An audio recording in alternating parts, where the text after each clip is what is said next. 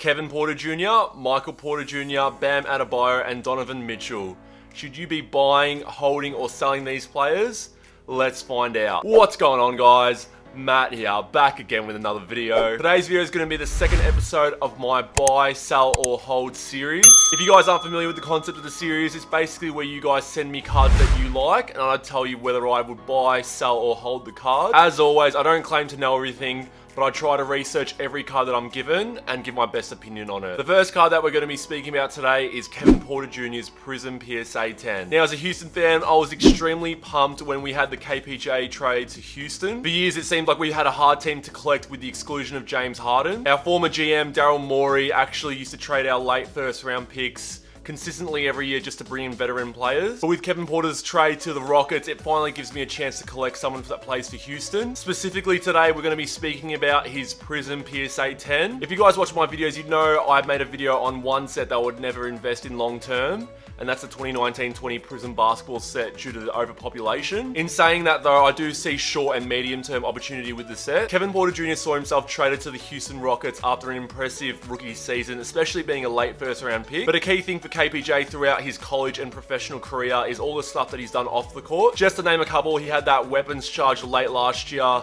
and the team outburst in the locker room that saw him get traded. In his rookie season last year, he averaged 10 points per game. He also drew comparisons to former Rocket James Harden, and after watching highlights, it's hard not to see this. Like Harden, both players are left-handed players and both have great step-back three-point shots. After his trade, Houston have placed him in the G League where he's averaging 24, 7, and 7, which are crazy stats. But we also have to understand he's shooting at a high volume and playing against inferior opposition. I'm excited what he can bring to Houston, but at the same time, his Prism PSA 10 is currently going for $96 US on average. This price is actually trending up because Houston have recalled him to the main team. But when you compare that to other 2019-20 rookies, I actually think that's a little bit overvalued, especially when you compare it to other rookies in his draft class like Darius Garland, PJ Washington, and DeAndre Hunter. I'm not a massive fan of buying into hype, and I think his price is slightly inflated due to his G League performances. For now, I'm just going to say this card is a hold because it's a matter of waiting and seeing whether his G League performances will carry over into the NBA. I wouldn't buy at the inflated price, and I also wouldn't sell because of his potential. The next card that we're going to be speaking about today is Michael Porter Jr.'s Silver Premier Select PSA 10 rookie card. So MPJ is currently the starting forward for the Denver Nuggets. He's a very hyped up player because coming out of high school, he was the #1 ranked player in a class that also boasted players like Trae Young,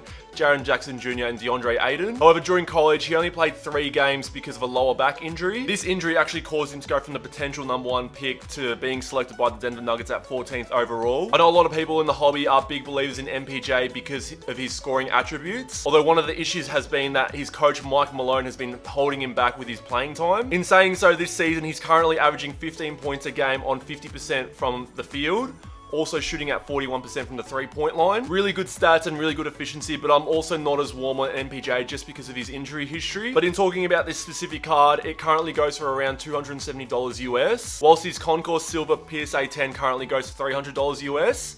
And this card's not as short printed as the Premier Select. So in my opinion, when you're comparing this card to the Concourse, I do think it's a buy, just because the Premier PSA 10 should be priced higher than the Concourse. The next card that we're going to be speaking about today is Bam Adebayo's Optic PSA 9 rookie card. I actually recommended this card in one of my first undervalued videos. It's also the only card from that video that hasn't really gone up at all, but if anything has stayed the same. Bam is also actually having a career best season, jumping up to 19 points a game from 16 points a game, whilst also averaging more assists. The Miami Heat actually started off very poorly, but have gone 7-3 from their last 10 games. They're currently now sitting at 506 in the Eastern Conference. You've also got to remember the team's going through major changes with Jay Crowder leaving, as well as Jimmy Butler, Myers Leonard, and Avery Bradley all having injuries. In saying so, Bam's Optic PSA 9 has not moved, and it's got a relatively flat trend line. We all saw last season how much of a game changer he was in the playoffs, and I think the Heat will only get better from here. If people forgot, he was one of the hottest players in the game, which culminated in a game-saving block on Jason Tatum. For me, this card's currently a buy because the needle hasn't really moved much at all, even though Bam's having a career best season.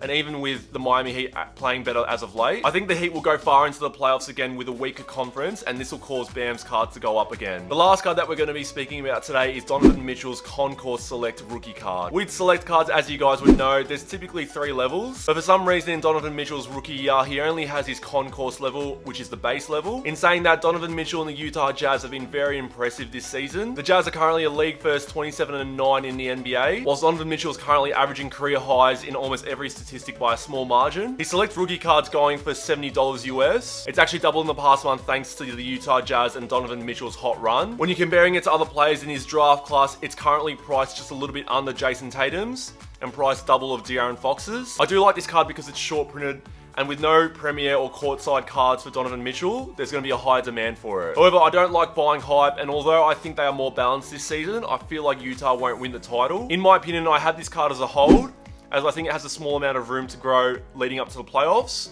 and also with attention being placed back on modern sports cards. But if you want to take cash after buying at half the price, I wouldn't be advised against you guys selling as well. Those are my 4 buy, sell, or holds for now. I'll be doing a follow for these as often as I can on Instagram. So give us a follow at Matt's Card Shop and I'll pick a few for each episode. Let me know down below what you guys thought of the 4 that I picked and whether you guys agreed or not. As always, I appreciate the support you guys have been giving me. Give us a like and hit the subscribe button if you guys haven't already. And I'll see you guys in future videos. Take care.